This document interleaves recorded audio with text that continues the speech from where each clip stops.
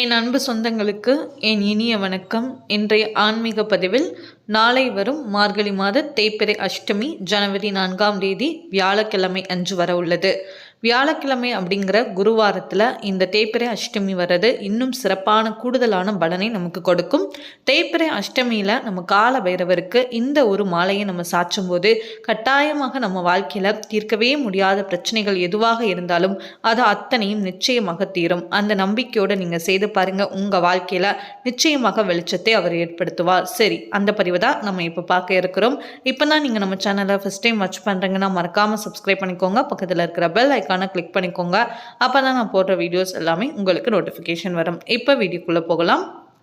தேய்பிறை அஷ்டமி அப்படின்னாலே அது கால பைரவருக்கு உரித்தான ஒரு நாள். அதனால கால பைரவரை அன்றைய நாளில் நம்ம வழிபாடு செய்யும்போது மற்ற நாட்களில் நீங்கள் கோவிலுக்கு செஞ்சு வழிபடலைனாலும் பரவாயில்ல, விளக்கு ஏற்ற முடியலைனாலும் பரவாயில்ல, இந்த ஒரு நாள் தேய்பிறை அஷ்டமி நாளில் கால பைரவருக்கு நீங்கள் என்ன பண்ணுங்க அப்படின்னா விளக்கு ஏற்றி கோவிலுக்கு செஞ்சு நேரில் அந்த அஷ்டமி பூஜையில் கலந்துக்கும் போது கட்டாயமாக அத்தனை பலன்களும் நமக்கு நிச்சயம் கிடைக்கும்.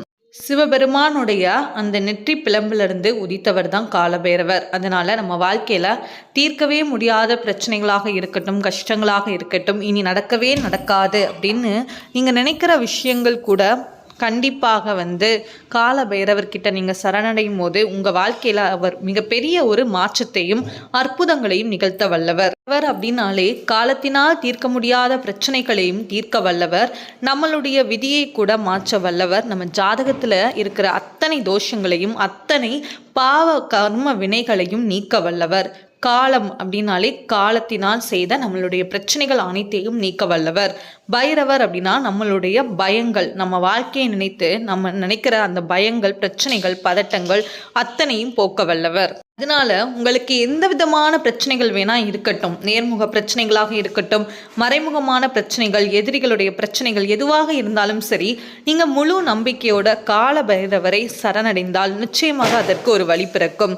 அதற்கு முக்கியமான ஒரு நாள் தான் இந்த தேய்பிறை அஷ்டமி நாள். தேய்பிறை அஷ்டமி அப்படின்னாலே நம்ம வாழ்க்கையில தேய வேண்டிய விஷயங்களை நினைத்து நம்ம பைரவர்கிட்ட நம்ம வழிபாடு செய்யணும். அதனால வீட்டில இருந்து பைரவரை வழிபடுறதை விட நீங்க கோவிலுக்கு செஞ்சு அந்த அஷ்டமி பூஜையில் இரவு நடக்கக்கூடிய அந்த அஷ்டமி பூஜையில் கலந்துக்கிட்டு தேங்காய் தீபம் ஏற்றுறது, தேங்காய் தீபத்தில் மிளகு போட்டு ஏற்றுறது ரொம்ப சிறப்பு.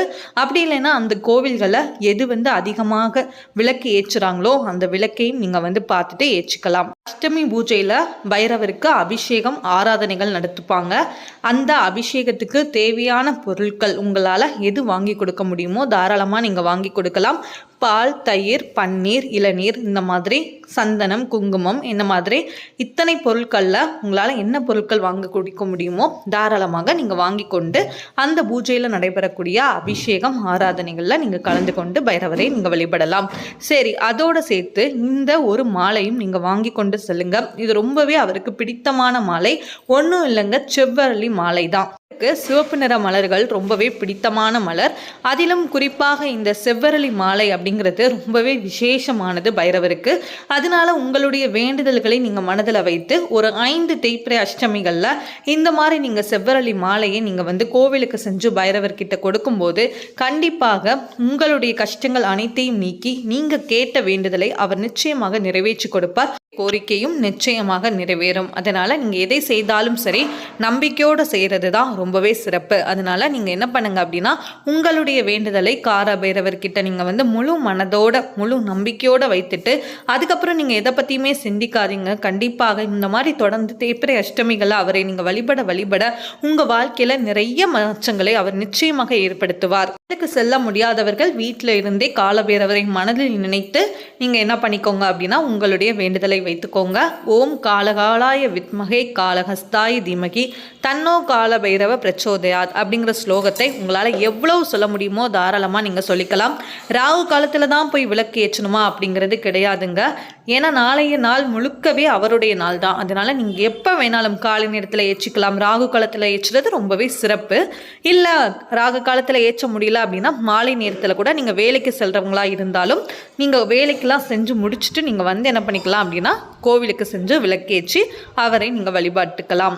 செல்ல முடியல அப்படின்னா வீட்டில் இருந்தே நீங்கள் என்ன பண்ணுங்க அப்படின்னா வழிபடலாம். நீங்கள் வீட்டில் இருந்தபடியே என்ன பண்ணுங்க, அவரை மனதில் நினைத்து உங்களுடைய உங்களுக்கு என்னென்ன பாடல்கள் தெரியுமோ, பைரவருடைய அஷ்டகம் இந்த மாதிரி மந்திரம் சொல்கிறது, ஸ்லோகம் சொல்கிறது, இந்த மாதிரிலாம் நீங்கள் தாராளமாக சொல்லி நீங்கள் வழிபட்டுக்கலாம். கண்டிப்பாக கோவிலுக்கு சென்று வழிபடுறது இன்னும் நமக்கு சிறப்பான ஒரு பலனை நமக்கு கொடுக்கும். மற்ற நாட்களில் வழிபட முடியலனாலும் பரவாயில்ல, இந்த தேய்பிறை அஷ்டமி நாளில் கண்டிப்பாக நம்ம வழிபாடு செய்யும்போது ஒரே ஒரு கோரிக்கை வைத்துக்கோங்க. எல்லா கோரிக்கையும் நீங்கள் சொல்லாதீங்க. உங்கள் வாழ்க்கையில் எது உங்களுக்கு தீர வேண்டுமோ, முக்கியமான விஷயங்களை இப்போ எனக்கு கடன் பிரச்சனை இருக்குன்னா அந்த கடன் பிரச்சனையை நினைத்து நீங்கள் வேண்டிக்கோங்க. இல்லை இப்போ எனக்கு எதிரிகள் பிரச்சனை இருக்குது அப்படின்னா எதிரிகளுடைய பிரச்சனை தீரணும் அப்படின்னு சொல்லிட்டு ஒவ்வொரு தேய்பிறை அஷ்டமியிலையும் இந்த மாதிரி ஒரு 5, 7 இந்த மாதிரி நீங்கள் மனசில் நினச்சிட்டு அதுக்கு தகுந்த மாதிரி நீங்கள் என்ன பண்ணிக்கோங்கன்னா ஒரே கோரிக்கையை வைத்து நீங்கள் வழிபட்டுக்கோங்க. நாளைக்கு தேய்பிறை அஷ்டமி வியாழக்கிழமை. இதை யாரும் தவற விடாமல் முடிந்த அளவு வீட்டில் இருந்தோ கோவிலுக்கு செஞ்சோ நீங்கள் என்ன பண்ணுங்கள், கட்டாயமாக வழிபடுங்க. இந்த வீடியோ உங்களுக்கு பிடிச்சிருந்தனா ப்ளீஸ் நம்ம சேனல் பண்ணுங்கள், ஷேர் பண்ணுங்கள், கமெண்ட் பண்ணுங்கள். மறக்காமல் நம்ம சேனலை சப்ஸ்கிரைப் பண்ணிக்கோங்க. Thank you all.